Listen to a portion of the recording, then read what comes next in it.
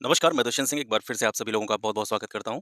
उम्मीद करता हूँ आप सभी अच्छे होंगे, आपकी तैयारी भी बहुत ही शानदार तरीके से चल रही होगी। आज के इस वीडियो में हम बात करने वाले हैं आरओ, एआरओ एग्ज़ाम के लिए जो भी बुक लिस्ट रहेगी या उसकी क्या स्ट्रैटेजी होनी चाहिए जिसको फ़ॉलो करके आप इस एग्ज़ाम में अच्छे से अच्छे अंक प्राप्त कर सकें और न केवल आप अच्छे अंक प्राप्त कर सकें बल्कि इस एग्ज़ाम को आप क्रैक कर सकें। तो उसकी पूरी की पूरी मैंने एक स्ट्रैटेजी बनाई है। थोड़ा-सा ध्यान से इस चीज़ को समझना है कि बुक लिस्ट की हज़ारों वीडियो आपको यूट्यूब पर ऑलरेडी मिल जाएँगी। ठीक है? तो बुक लिस्ट के बारे में मैं भी आपको बताऊँगा लेकिन सबसे इम्पोर्टेंट चीज़ ये है कि जो बुक लिस्ट आपके पास है या जिन सोर्सेज़ से आप पढ़ रहे हैं, जहाँ से भी आप तैयारी कर रहे हैं, उन चीज़ों को इम्प्लीमेंट कैसे करना है और किस तरीके से हम उनको इम्प्लीमेंट करें ताकि हमको ज़्यादा से ज़्यादा बेनिफिट जो है एग्ज़ाम में मिल सके। ठीक है? अभी आयोग का कैलेंडर आने वाला है और संभवतः आपको 1 हफ्ते के अंदर-अंदर शायद आयोग का कैलेंडर देखने को मिल जाए, तो डेट्स वगैरह जो हैं आरओ-एआरओ एग्ज़ाम की उसके बारे में जो भी क्लैरिटी है वो वहाँ से मिल जाएगी। लेकिन फिर भी एक आइडिया आप यहाँ से लगा सकते हैं कि मिनिमम 3 महीने का समय तो आपके पास है ही। ये 3 महीने से बढ़ कर के 4 महीने भी हो सकता है, लेकिन मैं कम से कम लेकर के चल रहा हूँ। तो आज से भी अगर आप लगाएँ, तो आपके पास कम से कम 3 महीने का समय है ही, ठीक है? और ऐसी बात नहीं है कि आप आज से ही तैयारी स्टार्ट कर रहे होंगे। आपने क्योंकि ये 2023 की भर्ती है, तो आपने पहले भी चीज़ों को पढ़ा होगा और काफ़ी टाइम से आप अगर सीरियस हैं, तो तैयारी कर रहे होंगे और अपनी जो भी सोर्सेज़ हैं, उनको अच्छे से रिवाइज़ कर रहे होंगे। अब उन्हीं चीज़ों में वैल्यू एडिशन कैसे करना है, उन्हीं चीज़ों को किस तरीके से हमको पढ़ना है ताकि हम और अच्छी तरीके से एग्ज़ाम में परफ़ॉर्म कर सकें, वो मैं यहाँ पे आपको बताने वाला हूँ, ठीक है? तो बुक लिस्ट पर विशेष ज़्यादा ध्यान नहीं देना है। अगर आपको ऐसा लगे कि बुक लिस्ट के बारे में या कोई भी ऐसी चीज़ें हैं, तो बुक लिस्ट के बारे में बस आपसे मैं इतना कहूँगा कि बुक लिस्ट की हज़ारों वीडियो आपको मिल जाएँगी यूट्यूब पर। तो बुक लिस्ट से ज़्यादा ध्यान आपको देना है कि मैं जो आपको छोटी-छोटी चीज़ें बताने वाला हूँ, जिनका आप यूज़ करके इस एग्ज़ाम में किस तरीके से अन्य लोगों की अपेक्षा अपने मार्क्स को इंक्रीज़ कर सकते हैं। तो वो छोटी-छोटी चीज़ें हैं जो कहीं न कहीं आपकी प्रिपरेशन में वैल्यू एडिशन का काम करेंगी, उन पे बहुत ज़्यादा आपको फ़ोकस करना है, ठीक है? तो वन बाय वन सब्जेक्ट्स को लेते हुए, सब्जेक्ट्स की सोर्सेज़ क्या आपके पास होनी चाहिए, बुक लिस्ट क्या होनी चाहिए, उसको लेते हुए और उनको किस तरीके से यूज़ करना है, ये मैं यहाँ से आपको बताना स्टार्ट करता हूँ। सबसे पहले हिस्ट्री की बात कर लेते हैं। हिस्ट्री में आपके 3 पार्ट्स हैं, एंशिएंट हो गया आपका, मिडेवल हो गया और मॉडर्न हो गया। तो यहाँ पे किस तरीके से चीज़ों को पढ़ना है, देखिए मॉडर्न के लिए तो आपको पता है आपको एक बुक के अलावा दूसरी बुक पढ़नी ही नहीं है, वो है स्पेक्ट्रम। स्पेक्ट्रम का जितनी बार आप रिवीजन कर सकते हैं, उतनी बार आप रिवीजन करिए। अभी हाल ही में यूपीपीसीएस प्रीलिम्स का जो एग्ज़ाम हुआ है, उसमें भी मॉडर्न हिस्ट्री के सारे क्वेश्चंस ये मान लीजिए कि आप लाइन टू लाइन अगर आपने बुक पढ़ी होगी ठीक तरीके से, तो लाइन टू लाइन आपको स्पेक्ट्रम की बुक में मिल जाएँगे। अब आपको करना क्या है, थोड़ा-सा आपको ध्यान देना है कि आपको एनसीईआरटी की एक रीडिंग लगानी है, ठीक है? एनसीईआरटी मेडिवल के लिए आपको कोई विशेष बुक नहीं पढ़नी है, अलग से बुक पढ़ने की सलाह मैं यहाँ पे आपको नहीं दूँगा कि आप प्राचीन भारत के लिए मान कर के चलिए आप आर.एस. शर्मा पढ़ें, मेडिवल के लिए आप सतीश चंद्रा पढ़ें, तो आपको नहीं पढ़नी है। प्राचीन और मध्यकालीन भारत के लिए आपको अलग से कोई बुक नहीं पढ़नी है। क्या करना है आपको एनसीईआरटी की एक रीडिंग लगानी है, ठीक है? कोर्सेज़ अगर आप कर सकें, अगर आपके पास समय है तो 6 टू 12th लगा लीजिए। अगर 6 टू 12th नहीं लगा पाते हैं, तो आप कम से कम 12th क्लास की जो 3 बुक हैं आपकी, न्यू एनसीईआरटी की मैं बात कर रहा हूँ और 12th क्लास की जो बुक है आपकी प्राचीन, मध्यकालीन और आधुनिक भारत पर लिखी गई है। तो बेसिकली ये जो बुक है एनसीईआरटी वाली ये थीम बेस्ड है। तो इनको आप थोड़ा-सा देख लीजिएगा एक बार और इसके साथ में प्रीवियस ईयर क्वेश्चंस को लगा लीजिएगा, ठीक है? तो एंशिएंट मेडिवल के लिए कोई भी अलग बुक आपको प्रयोग नहीं करनी है। आपको एनसीईआरटी बढ़िया तरीके से पढ़नी है और एनसीईआरटी पढ़ने के साथ-साथ आपको प्रीवियस ईयर क्वेश्चंस लगाने हैं, जो कि आपने पहले से ही लगा लिए होंगे। यहाँ पर जब भी मैं प्रीवियस ईयर क्वेश्चंस की बात करूँगा, तो एक चीज़ आपको ध्यान रखनी है, मैं प्रीवियस ईयर क्वेश्चंस आरओ के प्रीवियस ईयर क्वेश्चंस की भी बात कर रहा हूँ। इसके साथ-साथ अगर संभव हो सके, तो यूपीपीसीएस के लास्ट 5 ईयर्स के जो भी पीवाईक्यू हैं, उनको और देख लीजिएगा, ठीक है? आरओ के तो पीवाईक्यू आपको देखने ही देखने हैं, इसके साथ-साथ पीसीएस के आपको 30 साल के नहीं देखने हैं, आपको 5 से 6 साल के, लास्ट 5-6 साल में जो भी पेपर हुए हैं, वो थोड़े से आपको देख लेने हैं यहाँ से, ठीक है? तो एंशिएंट मेडिवल, एनसीईआरटी पढ़नी ही पढ़नी है आपको और मॉडर्न के लिए स्पेक्ट्रम पर आपको बिल्कुल टिके रहना है, ठीक है? अब यहाँ से इनको पढ़ना कैसे है और क्या सावधानी बरतनी है आपको इन चीज़ों को पढ़ने में, तो एक चीज़ ध्यान रखिएगा, ये जब भी आप बुक पढ़ें, खास करके स्पेक्ट्रम पढ़ें या आप एनसीईआरटी पढ़ें, तो जो भी कुछ ऐसे अंडररेटेड टॉपिक होते हैं या अंडररेटेड पॉइंट्स होते हैं, फैक्ट्स होते हैं, उनको अपनी किसी भी नोटबुक में नोट करते चलें। यानी कोई भी ऐसा फैक्ट आपको लगता है, जैसे कि आपने पिछले 2-3 साल का जो पैटर्न देखा है आयोग का, वो आपने ऐसा देखा है कि कभी-कभी प्रश्न ऐसी जगह से बना देता है, जहाँ से संभावना बहुत कम होती है। यानी किसी टॉपिक के बारे में किसी बुक में बहुत कम लाइन में चीज़ें दी रखी हैं या बहुत ही कम कंटेंट दे रखा है, तो उसको आप बिल्कुल ऐसा समझ करके छोड़ जाते हैं कि ये तो बहुत छोटा-सा टॉपिक है और यहाँ से क्वेश्चन नहीं बनेगा और कभी-कभी वहीं से क्वेश्चन बन जाता है। तो जो भी अंडररेटेड टॉपिक हैं या जो भी कुछ ऐसे अंडररेटेड फैक्ट्स हैं, उनको छोटे-छोटे फैक्ट्स को अपनी कॉपी में नोट करती चलिएगा और ये कॉपी में जो नोट करने की बात मैं कर रहा हूँ, इसके लिए एक मैं आपको ऐसा तरीका दूँगा इस वीडियो के लास्ट में, उसको अगर आप फॉलो करते हैं इसके साथ-साथ, ठीक है? ये उसी में मिल जाएगा जाके आगे जैसे आप पूरा वीडियो देखेंगे तो उसी में मिल जाएगा और ये मेरी खुद की स्ट्रैटेजी रही है हर एग्ज़ाम में, जितने भी एग्ज़ाम मैंने अब तक निकाले हैं और ये बहुत ज़्यादा हेल्पफुल है।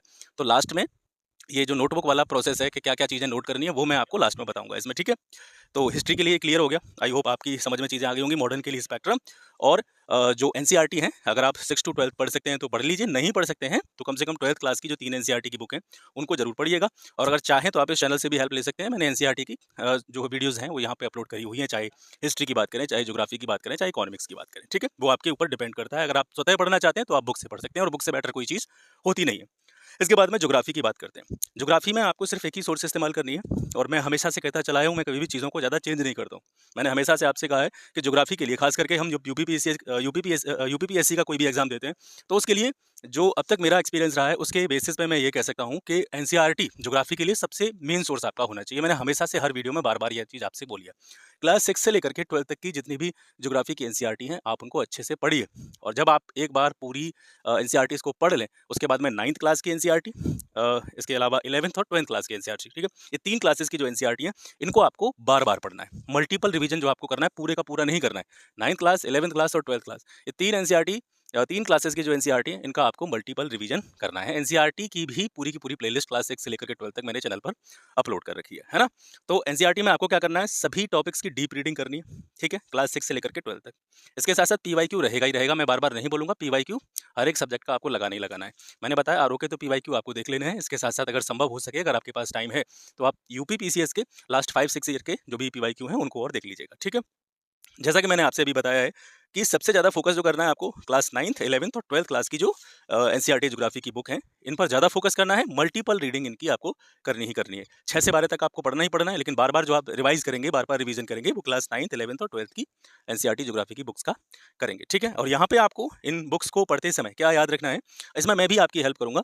अभी जैसे ये स्ट्रैटेजी की वीडियो आप तक जैसे आप देख रहे हैं, तो आप तक पहुँच ही चुकी होगी। तो इसके बाद में जैसे ज्योग्राफी की मैं बात कर रहा हूँ ना, तो ज्योग्राफी में मैं यहाँ पे कह रहा हूँ कि जो मेजर और कॉन्सेप्चुअल टॉपिक्स हैं, कुछ कॉन्सेप्ट वाले टॉपिक्स हैं, कुछ कीवर्ड हैं, उनको आपको नोट करना है और उनको कहाँ पे सर्च करना है, उनको गूगल पे जाके सर्च करना है।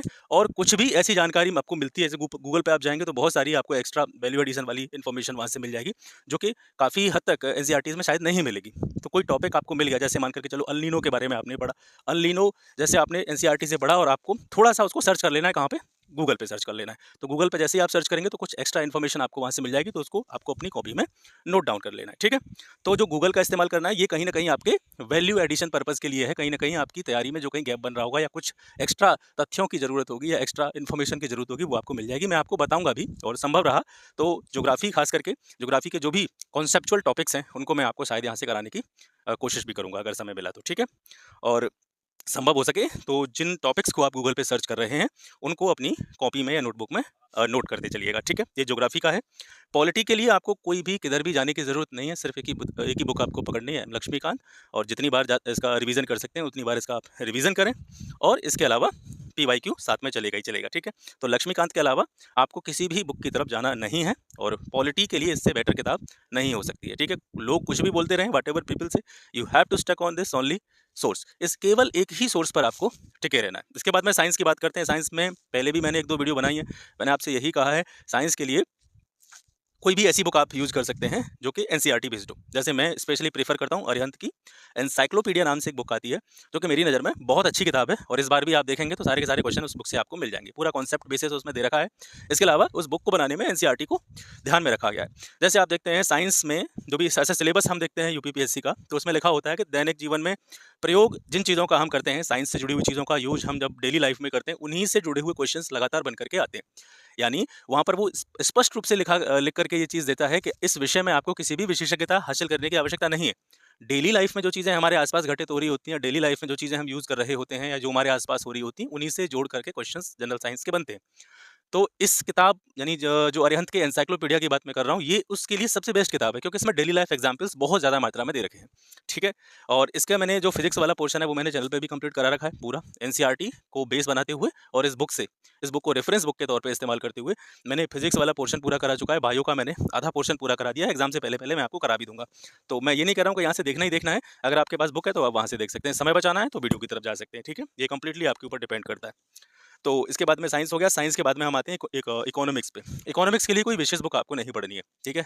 जैसे अगर आप पिछले 4-5 साल का जो पैटर्न देखेंगे इकोनॉमिक्स का, तो बहुत ज़्यादा जो स्टैटिक क्वेश्चंस बनते थे पहले, परंपरागत जो प्रश्न थे, उनकी मात्रा धीरे-धीरे जो है घटती चली जा रही है, उनकी संख्या में लगातार कमी आती चली जा रही है। कॉन्सेप्चुअल क्वेश्चंस पूछे जा रहे हैं, कॉन्सेप्चुअल क्वेश्चंस के साथ में ज़्यादातर जो क्वेश्चंस होते हैं इकोनॉमी वाले पोर्शन से, वो करंट अफेयर से जुड़े हुए होते हैं।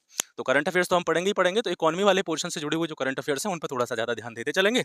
और जैसे कि आपने देखा होगा, ये इकोनॉमिक्स वाला जो टॉपिक लिखा होता है सिलेबस में, तो वहाँ पे इस तरीके से लिखा होता है, ये इकोनॉमिक्स और सोशल इकोनॉमिक डेवलपमेंट, ठीक है, सामाजिक आर्थिक विकास। सामाजिक आर्थिक विकास से क्या तात्पर्य है? सामाजिक आर्थिक विकास से ये तात्पर्य है कि हमारी सोसाइटी के लिए गवर्नमेंट की जो भी अलग अलग टाइम पे स्कीम्स होती हैं, प्रोग्राम्स होते हैं, पॉलिसीज आती हैं, उनके बारे में आपको जानकारी होनी चाहिए। क्योंकि सिलेबस में है, तो यहाँ से आप ये नहीं कह सकते कि यहाँ से चीज़ें नहीं पूछी जाएंगी। जब उसने सामाजिक आर्थिक विकास की कहा है, तो यहाँ पर हमको पॉलिसीज पे ध्यान देना ही देना है। वो अलग बात है कि आयोग पूछता है कि नहीं पूछता है। जैसे इस बार आपने देखा होगा, काफ़ी सारी योजनाएं उसने पीसीएस के एग्जाम में पूछी हैं, ठीक है। तो ये सारी चीज़ें देख लेती हैं यहाँ से। तो करंट अफेयर्स पे ज़्यादा फोकस करना है इकोनॉमिक्स के लिए। पीवाईक्यू साथ चलेगा ही चलेगा, मैं बार बार इसको रिपीट कर रहा हूँ, वैसे आप ये दिमाग में लेके चलें, हर सब्जेक्ट का पीवाईक्यू आपको देखना ही देखना है, ठीक है। एनसीईआरटी की जो 9th क्लास से लेकर के 12th क्लास तक की बुक्स हैं, उनको आप एक बार पढ़ सकते हैं। बहुत पतली-पतली किताबें। अब आप ये सोच रहे होंगे कि मैं इतनी सारी एनसीईआरटीज़ बता दे रहा हूँ। देखिए 9th, 10th, 11th, 12th, ये जो 4 किताबें हैं ना एनसीईआरटी की, ये ऐसी हैं कि आप एक-एक दिन में खत्म कर सकते हो इनको, ठीक है। शायद 12th में जो माइक्रो है, तो माइक्रो तो आपके सिलेबस में ही नहीं है, माइक्रो तो आपको पढ़ना ही नहीं है। मैक्रो इकोनॉमिक्स वाली जो बुक है, वो आपके सिलेबस में है और वहाँ से प्रश्न बनते हैं, तो उसको आप स्किप कर सकते हैं 12th क्लास की एक बुक को। तो बाकी एक बार इसकी रीडिंग कर लेंगे, तो जो बेसिक अंडरस्टैंडिंग है इकोनॉमिक्स से जुड़ी, वो आपके दिमाग में कहीं न कहीं फिक्स हो जाएगी, है ना? तो एनसीईआरटी की भी प्लेलिस्ट मैंने बना रखी है इकोनॉमिक्स की। 9th, 10th, 11th, 12th पूरा का पूरा मैंने करा रखा है। अगर आप देखेंगे तो 3-4 घंटे में सबको खत्म कर देंगे। तो इकोनॉमिक्स के लिए करंट अफेयर्स, इकोनॉमी से जुड़े हुए पीवाईक्यू आपको पढ़ने ही पढ़ने हैं, एनसीईआरटी थोड़ी-सी देख लेनी है, और जो भी गवर्नमेंट की अपने सोसाइटी के लिए जो भी प्रोग्राम्स हैं, स्कीम्स हैं, योजना वगैरह हैं, उनको थोड़ा-सा आप यहाँ से देख लीजिएगा। एनवायरनमेंट के लिए आप कोई भी एक बुक इस्तेमाल कर सकते हैं, चाहे तो आप परीक्षावाणी ले सकते हैं, परीक्षावाणी नहीं लें तो दृष्टि की जो क्विक बुक आती है, वो आप इस्तेमाल कर सकते हैं, ठीक है। दोनों बुक्स नहीं लेनी है, कोई भी एक बुक आप रेफर कर सकते हैं, चाहे आप वाणी ले लीजिए, चाहे आप दृष्टि की क्विक बुक लीजिए, इसके साथ में पीवाईक्यू लगाइए, और बचा-कुचा जो वैल्यू एडिशन का काम है, वो आपका कहाँ से हो जाएगा? करंट अफेयर्स से हो जाएगा, क्योंकि करंट अफेयर्स में भी एनवायरनमेंट से जुड़े हुए काफ़ी करंट अफेयर्स देखने को मिलते हैं। तो वहाँ से बची हुई चीज़ें हैं, वो वहाँ से आपकी कवर हो जाएँगी। एनवायरनमेंट के लिए ये करना है। करंट अफेयर्स आते हैं, करंट अफेयर्स ने इस बार काफ़ी चौंकाया है। आपने देखा होगा किसी एक मैगज़ीन से क्वेश्चंस जो है नहीं बन पा रहे थे। तो करंट अफेयर्स के लिए थोड़ा-सा आप ये करेंगे कि अभी से आप मैगज़ीन पढ़ने की आदत डाल लें, और इसमें बहुत ज़्यादा लोड भी नहीं है। एक क्रॉनिकल आती है पतली वाली, आप सभी जानते होंगे। तो क्रॉनिकल की एक रीडिंग आप करते चलें, ठीक है? नोट्स नहीं बनाने हैं कि आप करंट अफेयर्स के नोट्स बनाने लग जाएँ। क्रॉनिकल की एक रीडिंग आप करते रहेंगे, तो लास्ट टाइम पे क्या होगा, जब भी आप कोई भी मैगज़ीन पढ़ रहे होंगे एग्ज़ाम टाइम पे, जैसे आप आई दृष्टि पढ़ते हैं या घटनासार पढ़ते हैं, तो उनको पढ़ने में आपको दिक्कत नहीं आएगी। चीज़ें आपको नई नहीं लगेंगी, क्योंकि चीज़ें आपने पहले से काफ़ी सारी पढ़ रखी होंगी। और इसके साथ-साथ जो क्रॉनिकल में पीछे आप देखते हैं तो कुछ ऑब्जेक्टिव क्वेश्चंस दे रखे होते हैं करंट बेस्ड, तो उनको आप थोड़ा-सा कंपाइल करते चलें, उनको साथ-साथ में देखते चलें, या उनका जैसे आप मोबाइल में उनका पीडीएफ बना सकते हैं। जो 4-5 पेज के जो क्वेश्चंस होते हैं, ऑब्जेक्टिव क्वेश्चंस बना के देता है क्रॉनिकल मैगज़ीन में, उनकी आप पीडीएफ बना सकते हैं और उसको बार-बार रिवाइज़ कर सकते हैं, और लास्ट टाइम पर आप जो भी मैगज़ीन है, जो प्रचलित मैगज़ीन है, जिनसे सभी लोग पढ़ते हैं अक्सर करके, उन मैगज़ीन की तरफ जा सकते हैं, ठीक है? लेकिन मंथली करंट अफेयर्स पढ़ना बहुत ज़रूरी है। करंट अफेयर्स के लिए ये आपको ध्यान रखना ही रखना है सर, ठीक है? यूपी स्पेशल, हालाँकि इस बार यूपी स्पेशल में एक भी क्वेश्चन आयोग ने नहीं दिया, लेकिन नहीं दिया है तो इसका मतलब ये नहीं है कि हम नहीं पढ़ें। अगर इस बार दे दिए, तो फिर इस बात का आप किसी के ऊपर भी ज़िम्मेदारी नहीं डाल सकते कि पिछली बार नहीं दिए थे, इस बार क्यों दे दिए, ऐसा नहीं होगा, क्योंकि सिलेबस में दे रखा है तो हमको पढ़ना ही पढ़ना है। तो यूपी स्पेशल की आप वाणी की तरफ जा सकते हैं, ठीक है? परीक्षा वाणी की बुक ले सकते हैं, और परीक्षा वाणी नहीं ले रहे हो तो घटना चक्र की भी यूपी स्पेशल की बुक आती है, उसको आप इस्तेमाल कर सकते हैं। इसके साथ-साथ में यूपी का करंट आप तैयार कर सकते हैं। यूपी स्पेशल के लिए बहुत ज़्यादा दिमाग लगाना नहीं है, ठीक है? अब सबसे इम्पोर्टेंट पार्ट आता है हिंदी का, ठीक है? जैसा कि आपको पता है, आरओ-एआरओ में 200 क्वेश्चंस होते हैं दोनों पेपर्स में मिला के। जीएस वाले पोर्शन में आपके 140 होते हैं, और हिंदी वाले पोर्शन में आपके 60 क्वेश्चंस हिंदी के पूछे जाते हैं। अब यहाँ पर जैसा कि आपको पता है कि जो मेरिट बनती है, कट ऑफ बनती है, वो दोनों को मिला कर के बनती है ना?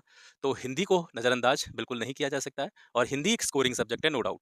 तो हिंदी में यहाँ पे आपकी कोशिश रहनी चाहिए कि मैक्सिमम से मैक्सिमम क्वेश्चंस आप जो है हिंदी में सॉल्व कर पाएँ, और मैक्सिमम स्कोर आप हिंदी में कर पाएँ। 50 प्लस स्कोर काफ़ी अच्छा स्कोर माना जा सकता है, और काफ़ी सारे लोग 55 प्लस भी स्कोर करते हैं इसमें, है ना? लेकिन 50 से नीचे आपको नहीं रहना है। 50 से नीचे अगर आप रहेंगे हिंदी में, तो कहीं न कहीं आपकी संभावनाएँ जो हैं प्रीलिम्स को पार करने की, वो कहीं न कहीं कम हो जाएँगी। तो हिंदी के लिए सोर्सेज़ क्या इस्तेमाल करें? अब बहुत सारी बुक्स हैं मार्केट में, पृथ्वीनाथ पांडे और पता नहीं कौन-कौन सी किताबें हैं।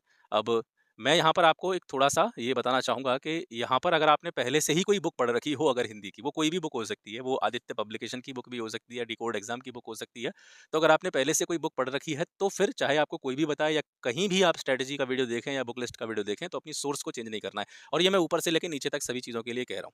एनसीईआरटी को मैं इसमें से हटा दे रहा हूँ। बाकी जो अलग-अलग किताबें अलग-अलग लोगों के द्वारा, अलग-अलग यूट्यूब चैनल्स के द्वारा, अलग-अलग टीचर्स के द्वारा बताई जाती हैं, उसमें आपको सावधानी यही बरतनी है कि अगर कोई बुक ऐसी आपको सजेस्ट कर रहा है, जो आप पहली बार पढ़ेंगे या उससे पहले आपने किसी दूसरी सोर्स से या किसी दूसरी बुक से उस सब्जेक्ट की तैयारी की है और आप अगर आप अब सोर्स बदल रहे हैं तो ये कहीं न कहीं एक आपके लिए अच्छा डिसीजन नहीं होगा।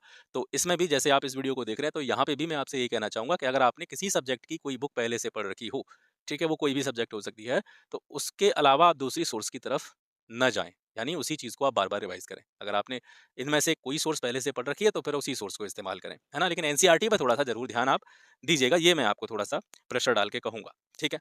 अब हिंदी में क्या करना है, मैं आपको सजेस्ट करूँगा डिकोड एग्ज़ाम की पतली बुक है क्योंकि एग्ज़ाम निकालने का जो सबसे बड़ा मूल मंत्र होता है वो मैं ये समझता हूँ कि बार-बार रिवीजन, ठीक है?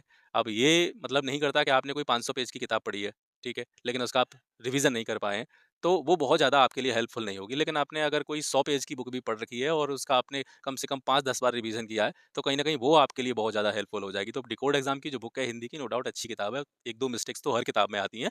लेकिन अगर आप डिकोड एग्जाम वाली बुक से अगर आप पढ़ रहे होंगे, आप में से बहुत सारे लोग पढ़ भी रहे होंगे, तो वो किताब बहुत ज़्यादा लेंदी नहीं है और ईज़िली कवर हो सकती है और उसका रिवीजन भी मल्टीपल टाइम किया जा सकता है।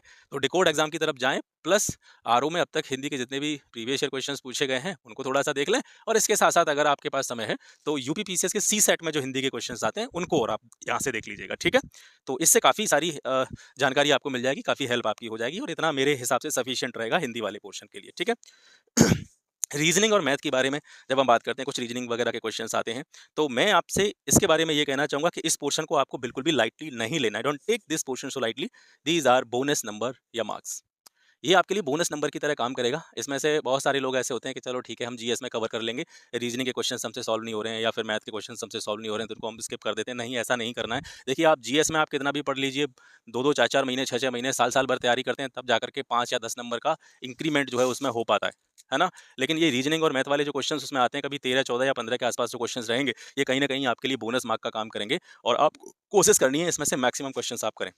13-14 क्वेश्चंस आ रहे हैं तो कम से कम 10 क्वेश्चन तो आपको करने ही करने हैं और बहुत सारे लोग ऐसे हैं जो पूरे के पूरे भी करते हैं। तो थोड़ा-सा काम कर लेना है, पीवाईक्यू पे देख लेना है कौन-कौन से टॉपिक से बार-बार क्वेश्चंस रिपीट हो रहे हैं, ठीक है? तो वो सारी चीज़ें देख लेनी है। कुल मिलाकर के इस वाले पोर्शन को आपको लाइट नहीं ले लेना है। ये 10-12 नंबर आपको छोड़ने नहीं है, ठीक है? ये बहुत ज़्यादा फ़र्क पैदा करेंगे। तो ये जो 13-14 क्वेश्चंस होंगे ना, ये आपके सिलेक्शन होने में और ना होने में बहुत बड़ा रोल प्ले कर सकते हैं। तो ये 13-14 क्वेश्चंस आपको बिल्कुल भी लाइटली नहीं लेने हैं, ये आपको सॉल्व करके आने ही आने हैं।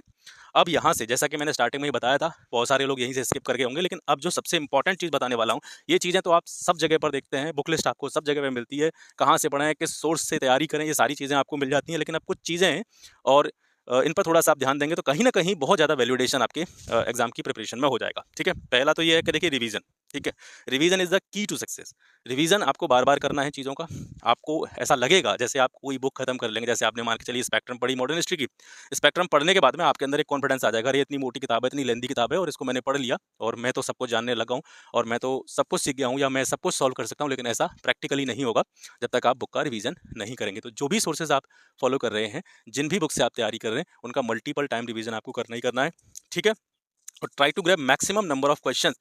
जो कुछ कोर सब्जेक्ट हैं आपकी, ठीक है? अब बहुत सारी सब्जेक्ट हैं, लेकिन कुछ-कुछ सब्जेक्ट ऐसी हैं जिनमें आपको बहुत ज़्यादा दिमाग लगाने की ज़रूरत नहीं है। जैसे आप प्राचीन मध्यकालीन भारत की तरफ जाएँगे तो वहाँ पर क्वेश्चंस थोड़े-से ट्रिकी हो जाते हैं और कुछ ऐसे क्वेश्चंस भी पूछ लेते हैं जिनको कहीं न कहीं टैकल करने में प्रॉब्लम आती है। तो कुछ ऐसी सब्जेक्ट हैं जिन पर आप थोड़ा-सा ध्यान देके उनमें मैक्सिमम क्वेश्चंस को अटेम्प्ट कर सकते हैं। जैसे पॉलिटी सबसे ईज़ी पार्ट मैं कह सकता हूँ अकॉर्डिंग टू मी कि मेरे लिए सबसे ईज़ी पार्ट रहता है पॉलिटी। जैसे मैं अगर पेपर अटेम्प्ट करूँगा तो मैं कोशिश ये करूँगा पॉलिटी का सिंगल क्वेश्चन गलत नहीं होना चाहिए, ठीक है? क्योंकि इसकी सोर्सेज़ जो है बहुत ज़्यादा कन्फ्यूजन नहीं है, सोर्सेज़ में एक ही बुक है और एक बुक से आप ईज़िली कवर कर सकते हैं और आप देखेंगे भी अगर पिछले 4-5 साल के पेपर्स को, तो उसमें भी आपको यही समझ में आएगा कि पॉलिटी के क्वेश्चंस आप कहीं से भी तैयार कर सकते थे, कोई स्पेसिफिक सोर्स की उसके लिए आवश्यकता नहीं थी, ठीक है?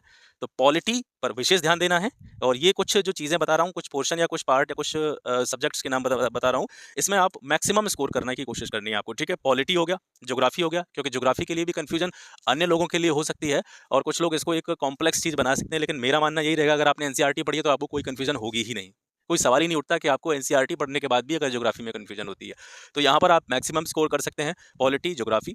मॉडर्न हिस्ट्री में कोई कन्फ्यूजन नहीं है, कोई सोर्सेज़ का झंझट नहीं है, कहाँ से पढ़ें, कैसे पढ़ें, कुछ नहीं। एक बुक पकड़नी है, मल्टीपल रिवीजन करना है, मैक्सिमम क्वेश्चन आप सॉल्व कर पाएँगे। करंट और रीजनिंग, ठीक है? तो ये कुछ ऐसे पार्ट हैं, इन पर आपको बहुत ज़्यादा फोकस करना है और फोकस करने की मैं क्यों कह रहा हूँ, क्योंकि ये ऐसे पार्ट हैं जहाँ पर आपको बहुत ज़्यादा दिमाग नहीं लगाना पड़ेगा और ज़्यादा से ज़्यादा क्वेश्चंस आप यहाँ पे अटेम्प्ट कर पाएँगे, ठीक है? और इसके अलावा हिंदी तो है ही, ठीक है? हिंदी में कम से कम आपको 50 प्लस क्वेश्चंस का स्कोर करना ही करना है, कोशिश करिएगा 55 तक आप जाएँ। अब जो गेम चेंजिंग चीज़ है, ठीक है? जो गेम चेंजिंग चीज़ है, जो आपके लिए गेम चेंजर हो सकती है और ये काम आप में से बहुत सारे लोग शायद नहीं करते होंगे, मैं गारंटी दे सकता हूँ। ये काम आप में से बहुत सारे लोग नहीं करते होंगे, वो क्या है कि आप एक नोटबुक लीजिएगा, स्टार्टिंग में मैंने बताई थी नोटबुक वाली बात। आप एक मोटी-सी नोटबुक लीजिए, ठीक है? आप जो चीज़ें पढ़ रहे हैं, मैं ये मान कर के चल रहा हूँ कि आप आज से ही तैयारी स्टार्ट नहीं कर रहे हैं और ज़ाहिर-सी बात है, जो आज से तैयारी स्टार्ट कर रहा होगा, उसका होगा भी नहीं, है ना? तो आप पहले से पढ़ते चले आ रहे होंगे। तो जो गेम चेंजिंग चीज़ आपके लिए साबित हो सकती है, वो ये है कि एक नोटबुक लेनी है आपको बाज़ार से अच्छी-सी, मोटी-सी और पर वीक, हर वीक में कम से कम आपको 2 से 3 फुल टेस्ट देने हैं। अब प्रश्न आपके सामने ये उठ रहा होगा कि भाई साहब फुल टेस्ट कहाँ से देने हैं? तो फुल टेस्ट के लिए आप किसी भी कोचिंग की जो मार्केट में मिल जाती हैं, ज़रूरी नहीं है नई है, पुरानी है, ठीक है? करंट आप अलग अपने तरीके से तैयार कर ही रहे हैं, तो ये नहीं दिमाग लगाना है कि वो टेस्ट सीरीज़ नहीं है या पुरानी है। आपको जहाँ से भी, जिस तरीके भी टेस्ट सीरीज़ मिल जाए, उसको उठा लेना है। ठीक है? और ज़रूरी नहीं है कोचिंग की टेस्ट सीरीज़ हो, मार्केट में बहुत सारे पब्लिकेशंस ऐसे हैं जो प्रैक्टिस पेपर या प्रैक्टिस सेट्स वगैरह लॉन्च करते हैं मार्केट में, आपको अलग-अलग पब्लिकेशन के बहुत सारे मिल जाएँगे। तो कोशिश करना है मैक्सिमम से मैक्सिमम, ज़्यादा से ज़्यादा आपको टेस्ट लगाने हैं और टेस्ट किस तरीके से लगाने हैं और टेस्ट के बाद में आपको क्या करना है और टेस्ट आपका किस तरीके से हेल्प करेगा, ये भी मैं आपको बताऊँगा। पहले आपको ये निर्धारित करना है कि आपको अब से, जैसे मैं आज ये वीडियो बना रहा हूँ, तो आज से ही आप ये दिमाग में रख लें कि 1 वीक में कम से कम 2 से 3 आपको फुल टेस्ट देने ही देने हैं, एवरी वीक, ठीक है? जिनकी थोड़ी-सी कह सकते हैं थोड़ा-सा टाइम जो ज़्यादा लगा सकते हैं या ज़्यादा टाइम तक स्टडी कर रहे हैं, वो 3 टेस्ट दे सकते हैं हफ्ते में, लेकिन कम से कम 2 टेस्ट तो आपके पास होने ही होने चाहिए। 2 टेस्ट आपको वीक में अटेम्प्ट करने ही करने हैं, ठीक है? नोटबुक जो मैंने आपसे कहा है कि नोटबुक आपके पास होनी चाहिए, तो आपको क्या करना है, जैसे ही आप अपना टेस्ट समाप्त करें, बाकायदा टाइम लगा करके, जो 3 घंटे का टाइम है दोनों पेपर का मिला करके, उस 3 घंटे के पेपर के बाद में आपको पेपर का एनालिसिस करना है कि आपने किस तरीके से क्वेश्चंस को अटेम्प्ट किया और उसमें आपको क्या याद रखना है कि ऐसे कुछ क्वेश्चंस होंगे उस पेपर में जो आपके सर के ऊपर से निकल गए होंगे, बाउंसर टाइप क्वेश्चंस होंगे और आप उनको सॉल्व करने में सक्षम नहीं हो पाए होंगे। उन सारे क्वेश्चंस को बिल्कुल शॉर्ट फॉर्म में, ऐसे नहीं वहाँ पर एक किताब बना देनी है उसकी या फिर उसमें बहुत ज़्यादा डिटेल में चीज़ें लिखनी है, केवल उसका कीवर्ड फॉर्म में जो क्वेश्चंस आपसे नहीं बना है उसको नोट डाउन कर लेना है। कुछ ऐसे क्वेश्चंस भी होंगे उस पेपर में जो आपने सही तो कर दिए होंगे, लेकिन वो तुक्के से सही करे होंगे, ठीक है? क्योंकि ऐसे कुछ क्वेश्चंस होते हैं जिनका हमें आइडिया नहीं होता, जिनके बारे में हमको पता नहीं होता, लेकिन हम कभी-कभी आइडिया लगाते हैं, तुक्का लगाते हैं और तुक्के से कुछ क्वेश्चंस जो है पेपर में ठीक हो जाते हैं। तो उन क्वेश्चंस को भी नोट डाउन कर लेना है, ठीक है? 2 तरह के क्वेश्चंस हो गए। पहला क्वेश्चन कौन से हो गए? एक तो वे क्वेश्चंस हो गए जो आपसे बिल्कुल नहीं बन रहे हैं, जिनके बारे में आपको कुछ नहीं पता है, आगा-पीछा कुछ नहीं पता है, एबीसी भी नहीं जानते हैं, जिनके बारे में आप उन क्वेश्चंस को नोट डाउन करना है। जो तुक्के से सही होने वाले क्वेश्चंस हैं, उनको नोट डाउन करना है और जैसे ही आप अगला पेपर अटेम्प्ट करें, ठीक है? जैसे आपने इस वीक मान करके चलिए 2 पेपर अटेम्प्ट करे, अगले वीक में आप जैसे जाएँगे तो आप तीसरा पेपर अटेम्प्ट करेंगे। तीसरे पेपर को अटेम्प्ट करने से पहले जो चीज़ें आपने नोट डाउन करी हैं, उनको एक बार नज़र मार के देख लीजिए, 5 मिनट लगेगा उसमें, ठीक है? 5-7 मिनट में जो आपने लिखा है अपनी नोटबुक में, उसको ज़रा देख लेना है, उसको थोड़ा-सा नज़र मार के चीज़ों को उनका विजुअलाइज़ेशन कर लेना है। उसके बाद में आपको तीसरा पेपर जो है, तीसरा टेस्ट जो है, वो अटेम्प्ट करने बैठ जाना है। तो इसी तरीके से प्रत्येक अगले टेस्ट से पहले जो चीज़ें आपने कॉपी में नोट डाउन करी हैं, उन चीज़ों को देखते रहना है, ठीक है? तो जैसे-जैसे ये प्रोसेस आगे बढ़ता रहेगा, ये प्रोसेस आगे चलता रहेगा और एग्ज़ाम टाइम आएगा, उस टाइम तक आपके पास एक अच्छा खासा कंटेंट तैयार हो चुका होगा और वे सभी क्वेश्चंस ऐसे होंगे जिनके बारे में आप अनभिज्ञ होंगे या जिनके बारे में आपको जानकारी नहीं होगी या जो क्वेश्चंस आपके लिए नए होंगे। तो ऐसे क्वेश्चंस का एक अच्छा खासा संकलन आपके पास तैयार हो जाएगा और उसी को लास्ट टाइम पे आपको रिवाइज़ करना होगा। यानी पेपर से पहले का जो समय होगा, जो क्रूशियल टाइम होता है, वो पेपर से पहले का जो टाइम होगा उसमें आपको कोई भी बुक की तरफ ना जाकर के सिर्फ़ अपनी नोटबुक को जो है रिवाइज़ करना है, बार-बार रिवाइज़ करना है। और ये आपके ऊपर डिपेंड करता है कि आप इस स्ट्रैटेजी को फ़ॉलो करते हैं कि नहीं करते हैं। ये जो मैंने बताया है कि ये पेपर लगाने हैं, पेपर के बाद में क्वेश्चंस निकालने हैं। मुझे नहीं पता आप इस पे कितना ट्रस्ट करते हैं, लेकिन मैं बता रहा हूँ, आप में से कोई भी व्यक्ति अगर इस चीज़ को फ़ॉलो करेगा, तो उसका जो बेनिफिट उसको जो मिलेगा, वो डेफ़िनिटली इस वीडियो के नीचे आके कमेंट करेगा। मैं आपको इतना बता सकता हूँ, बस इससे ज़्यादा नहीं कह सकता, ठीक है? तो यही करना है, कम से कम 2 से 3 टेस्ट पर वीक में लगाने ही लगाने हैं। ये आपको बिल्कुल माइंड मेकअप कर लेना है। इससे आपको टाइम मैनेजमेंट में सहायता मिलेगी। इसके साथ-साथ आपको ये आइडिया हो जाएगा कि जब भी आप ओरिजिनल पेपर में बैठे होंगे, जब भी एग्ज़ाम आयोजित होगा, तो वहाँ पे आपको ये भी आइडिया लग जाएगा कि आपको कितने क्वेश्चंस अटेम्प्ट करने हैं। ये एक बड़ी प्रॉब्लम हो जाती है, जब आप प्रैक्टिस नहीं करते हैं, तो आप डिसाइड नहीं कर पाते पेपर में। पेपर का प्रेशर जो है वो अलग टाइप का होता है, तो वहाँ पर आप ये डिसाइड नहीं कर पाते कि हम कितने क्वेश्चंस अटेम्प्ट करें। तो कहीं न कहीं वहाँ पे आपको इसकी बहुत ज़्यादा हेल्प मिलेगी, ठीक है? इसके अलावा अगला पॉइंट जो आपको याद रखना है, वो ये याद रखना है, ये सोचना है दिमाग में कि आप इस एग्ज़ाम को क्लियर करने जा रहे हो, ठीक है? ये नहीं कि मेरा क्या होगा, मेरा होगा कि नहीं होगा, अरे मेरा नहीं हो पाएगा। अगर आप इस तरह की थिंकिंग लेकर के एग्ज़ाम में जा रहे हैं, तो ये लिख के ले जाइए, आपका नहीं होने वाला है। आप ये सोच करके जाएँगे मेरा हो रहा है, मैं निकाल रहा हूँ पेपर को, तो डेफ़िनिटली आपका होगा और ये केवल सोचने से नहीं होगा, काम आप कर ही रहे हैं, लेकिन इसके साथ में आपका आत्मविश्वास जो है होना बहुत ज़रूरी है, कॉन्फिडेंस आपका होना बहुत ज़रूरी है, ठीक है? यहाँ ईगो की बात नहीं हो रही है कि मेरा हो रहा है, मैं निकाल ही लूँगा, तो यहाँ पे मैं ईगो के बेसिस पे नहीं कह रहा हूँ, मैं यहाँ पे बात कह रहा हूँ कॉन्फिडेंस के बेसिस पे, ठीक है? और लास्ट में अंत में चलते-चलते एक चीज़ और बताएँगे आपको, वो ये है कि बहुत सारे लोग ऐसे होते हैं, आप में से भी बहुत सारे लोग ऐसे होंगे, जो ये समझते होंगे कि हम यूपीपीएससी के पेपर्स की तैयारी कर रहे हैं, आयोग की परीक्षाओं की तैयारी कर रहे हैं, लूसेंट जैसी चीज़ों को हम नहीं पढ़ते हैं। हम ये समझते हैं कि यार हम तो बड़ी-बड़ी किताबों से पढ़ेंगे और ये छोटी-मोटी चीज़ें हैं, लूसेंट-वूसेंट इनको कौन पढ़ता है। लेकिन मैं आपको बता रहा हूँ, अगर आप पीसीएस ये लास्ट वाला रीसेंट जो पेपर हुआ है यूपी पीसीएस का, ये देख लीजिए, इससे पिछला देख लीजिए, उससे भी पिछला देख लीजिए। लूसेंट में से आपको बहुत सारे क्वेश्चंस डायरेक्ट मिलेंगे, बहुत सारे क्वेश्चंस, ठीक है? तो लूसेंट जीके की बुक को आपको एक हैंडबुक की तरह इस्तेमाल करना है। जैसे मान कर के चलिए आप कहीं भी हैं, आपके बैग में वो बुक होनी होनी चाहिए। जब भी समय मिले उसको खोल के जितने भी पेज आप पढ़ सकते हैं, वो पढ़ते रहिए उसको। खत्म हो जाए फिर दोबारा पढ़ते रहिए, फिर खत्म हो जाए फिर दोबारा पढ़ते रहिए। तो कहीं न कहीं जो फैक्ट वाला जो गैप है, वो कहीं न कहीं लूसेंट से आपका फिल हो जाएगा। और ये मैं ऐसे ही नहीं कह रहा हूँ, ये बहुत सोच समझ कर चीज़ कह रहा हूँ कि बहुत सारे लोग होते हैं लूसेंट को हाथ तक नहीं लगाते हैं, खास करके जो यूपीपीएससी के एग्ज़ाम्स की तैयारी करते हैं। लेकिन मैं ये कह रहा हूँ, आप यकीन मानिएगा, ये बुक आपके लिए बहुत ज़्यादा गेम चेंजर साबित हो सकती है। बाकी सारी चीज़ें मैंने ऊपर क्लियर कर ही दी हैं और इसमें से जो सबसे मुख्य चीज़ है, वो मैं यही कहूँगा कि टेस्ट ज़रूर लगाने हैं। लास्ट में जो मैंने कहा है, ये कहीं न कहीं आपके एग्ज़ाम में बहुत ज़्यादा वैल्यू एडिशन करने वाली चीज़ होने वाली है, ठीक है?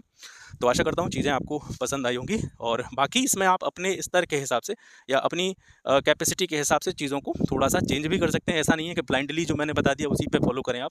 लेकिन मैंने जहाँ तक मुझे लगता है मैंने अपने हिसाब से, अपने स्तर से बहुत अच्छी तरीके से आपको चीज़ें समझाई हैं।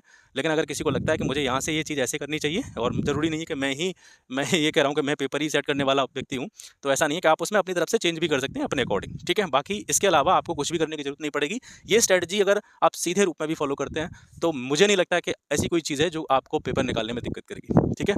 तो आज के लिए बस इतना ही, मिलते हैं आपसे फिर एक नेक्स्ट वीडियो में एक नए टॉपिक के साथ। तब तक के लिए नमस्कार, जय हिंद।